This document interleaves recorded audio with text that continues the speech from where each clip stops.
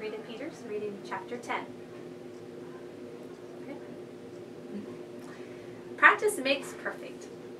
When we got to his room, Daniel set my cage on the dresser, pulled a book out of his backpack, then flopped down on his bed to read. He was quiet for a long time. There wasn't much else to do.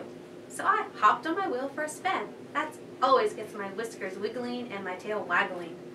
I was concentrating so hard, wiggling and waggling, that I almost fell off my wheel when Daniel suddenly said, "Yes!"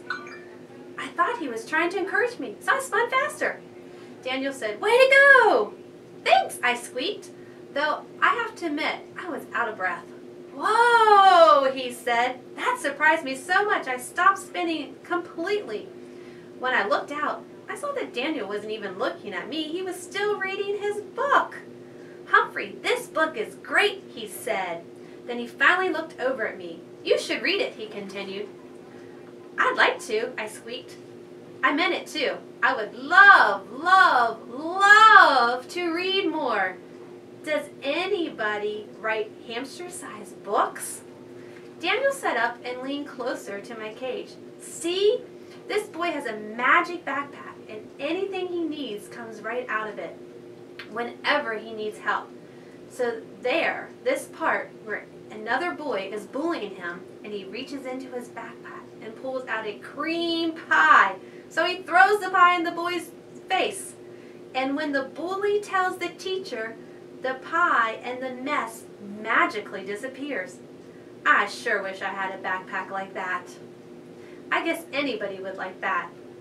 And it can take you places. You put it on and think of a place you want to go. Whoosh, you're there," he said. That got my brain spinning. I imagined being in my cage and putting on a magic backpack, and swoosh, I'd be on top of Mount Everest. Although it'd be a little cold there for a hamster. Or I'd be surfing on the Pacific Ocean. Although it'd be a little wet there for a hamster. I could be on the streets of a big city. Although it would be a little dangerous there for a hamster. Maybe a magic backpack wasn't such a great idea after all. At least for a small creature like me. But that cream pie sounded yummy, yummy, yummy. I glanced over at Daniel and could see that his mind was miles away. Boy, if I had that magic backpack, when it was time to practice piano, I could put it on and fly to an amusement park, he said. "Don't you like playing piano?" I asked, wishing that he could understand. "I like the piano," Daniel said, "but every time I practice, I make so many mistakes. It sounds awful. That's why I don't like to practice." I saw his point, but I also thought that if you don't practice something, you'll never, ever get better at it. There was no use trying to explain that to Daniel, though. I knew that all he'd hear would be squeaks. Daniel stared at the cover of the book. "This D.D. Denby is a genius," he said. "Imagine writing a book like this." Then he opened the book again and leaned back on his pillow. "I've got to find out what happens next. Reading is great, but it's not too interesting to watch someone read." So I hopped back on my wheel and did some more spinning. I went faster and faster and faster until suddenly I screeched to a stop. My brain was still spinning though, because I had an idea. What if there was a story about a hamster who had a magic wheel? He could spin the wheel and go anywhere he wanted. Now, that was a story I'd like to read in a book. I got so caught up thinking about the idea I didn't notice that it had gotten dark. Daniel had turned on the lamp by his bed. He suddenly closed the book and sat up. "That's it," he said. "Finished." He stared down at the cover. "I sure wish I had a magic backpack to help me get out of playing piano at school," he sighed. "But you don't," I squeaked. "So you need to practice." Daniel read the back of the book's cover. "There are 5 more magic backpack books," he said. "I hope I get the next one for Christmas." Just then, Grandpa Hopwell came into the room. "It's awful quiet," he said. "I thought maybe you'd fallen asleep." Then he chuckled. "I guess maybe I dozed off myself. So how about showing me what a great piano player you are?" "I'm hungry," Daniel said. "Can we do that later?" I tell you what, Grandpa said. You play a song for me now, and then we can eat. Daniel wrinkled up his nose. Just one song? Grandpa agreed. They started out the door, but Grandpa came back for my cage. I bet you don't want to miss this, do you, Humphrey, he said. He was right. But I was prepared to dive under my bedding if Daniel's playing sounded as terrible as it had at school. Back in the living room, Grandpa put my cage right on top of the piano, so I had a hamster's eye view of the keys. I was unspeakably thankful. Daniel sat down on the piano bench, opened a piece of the music, and began to play. I was expecting to hear Jingle Bells, but instead, he played another song. I knew that song too. It was called Twinkle, Twinkle, Little Star. I was so sorry that Daniel wasn't practicing Jingle Bells, but at least he hit the right notes for Twinkle, Twinkle. Grandpa clapped when Daniel finished. Well done, he said. But wasn't that a song you played when you first started lesson? Daniel nodded. I'd like to hear one of your new songs.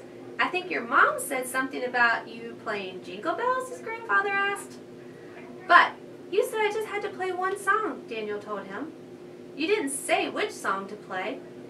And I'm so hungry. Play it one time through and we'll eat, Grandpa said. Daniel grumbled under his breath, but he found the music and set it on the piano right by my cage.